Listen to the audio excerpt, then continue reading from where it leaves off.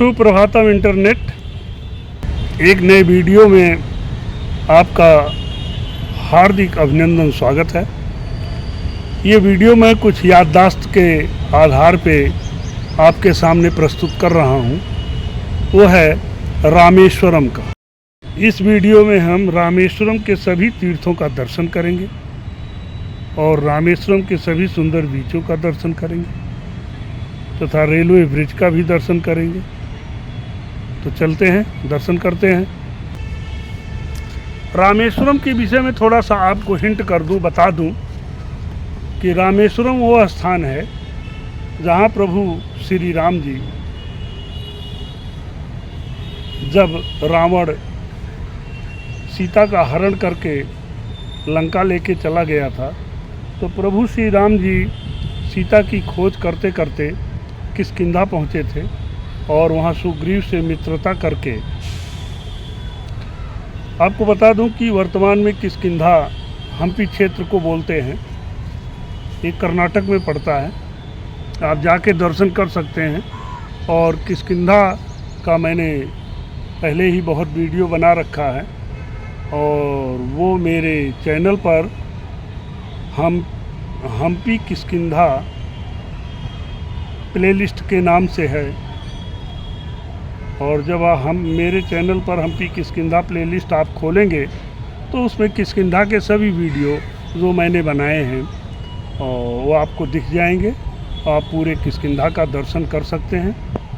तो राम जी वहाँ किष्किंधा पहुँच के सुग्रीव से मित्रता किए और मित्रता करके खोज किए तो पता चला रावण सीता का हरण करके लंका ले गया।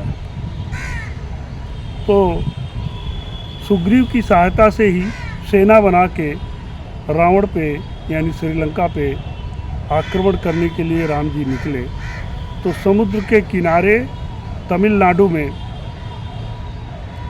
रामेश्वरम एक स्थान है। एक स्थान पर पहुँचे जहाँ उन्होंने शिवलिंग की स्थापना की और उसका नामकरण किया रामेश्वरम। तब से उस टापू का नाम ही, उस क्षेत्र का नाम ही रामेश्वरम पड़ गया है। और रामेश्वरम का मंदिर भी है जो 12 ज्योतिर्लिंग में आता है। और फिर वहाँ से समुद्र पे सेतु बनाया। लास्ट पॉइंट धनुषकोटी है, गांव है।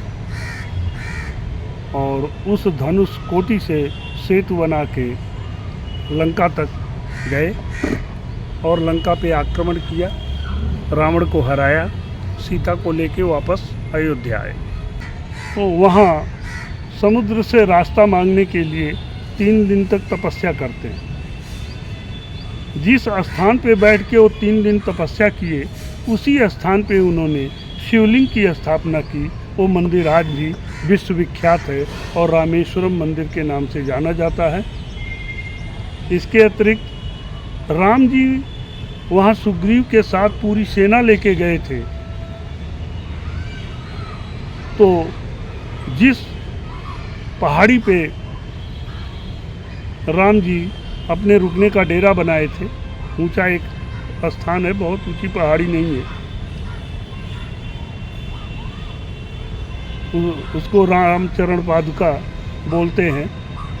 और वहाँ की लैंग्वेज में रामा पाथम ऐसा कुछ बोलते हैं। वो आप देखिए। तो वहाँ राम जी रह के उसके इर्द गिर्द उनकी सेना रुकी थी ऊंचाई पे।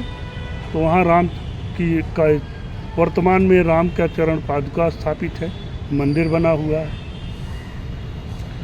और उसके बाद वहाँ लक्ष्मण तीर्थ है, सीता तीर्थ है। और आपको बता दूं कि 5 पांडवों के नाम से भी वहाँ तीर्थ है। द्रौपदी सहित, द्रौपदी, युधिष्ठिर, भीम, अर्जुन, नकुल, सहदेव के नाम से 5 तीर्थ है। और रामेश्वरम मंदिर में हनुमान जी का दिव्य मूर्ति और हनुमान जी द्वारा जो शिवलिंग हिमालय से लाया गया था वो भी स्थापित है। और उससे पहले हनुमान जी द्वारा लाए हुए शिवलिंग के पहले ही राम जी ने बालू का शिवलिंग बना के पूजन कर दिया था। किंवदंती ये भी है कि उस शिवलिंग की स्थापना और पूजन के लिए रावण को बुलाया गया था, क्योंकि रावण वेद पाठी ब्राह्मण था। परंतु ये किंवदंती है, कोई शास्त्रानुकूल प्रमाणित नहीं है। तो ये सब तीर्थ है। और इसके अतिरिक्त राम जी जब वापस लौटे थे सीता को लेके, तो सीता को प्यास लगी थी, तो समुद्र के किनारे ही एक जगह बाण मार के मीठा पानी निकाले थे, तो वो भी तीर्थ है। और जब धनुषकोटि आप जाने लगेंगे तो रामेश्वरम में ही वर्तमान वैज्ञानिक और भारत के तेजस्वी भूतपूर्व राष्ट्रपति कलाम जी का मकान है। कलाम जी रामेश्वरम के ही थे। और आगे जब आप बढ़ेंगे तो एक तीर्थ है, उसका नाम याद नहीं आ रहा है, क्या बोलते हैं, वहाँ राम जी, जटा तीर्थ, वहाँ राम जी ने अपनी जटा को धोया था। आपको याद होगा कि गंगा के किनारे प्रयाग में राम जी ने वट वृक्ष मंगा के, जब अयोध्या से निकले थे तो वट वृक्ष मंगा के अपनी जटा बनाई थी। तो उस जटा को रामेश्वरम में उस स्थान पे उन्होंने धुला था। धोया तो कई जगह होगा, लेकिन रामेश्वरम में जहाँ धोया था उस स्थान को जटा तीर्थ के नाम से जाना जाता है। फिर आगे आप बढ़ेंगे तो जहाँ विभीषण रावण द्वारा बहिष्कृत किए जाने पर वायु मार्ग से आके उतरा था, उस स्थान पे विभीषण मंदिर है। और विभीषण मंदिर के बाद जब आप आगे बढ़ेंगे तो धनुषकोटि आ जाता है। वो धनुषकोटि जहाँ से राम जी ने सेतु बनाना शुरू किया था। तो ये सभी तीर्थ अपने में दिव्य हैं। इसके साथ साथ रामेश्वरम मंदिर के दर्शन से पहले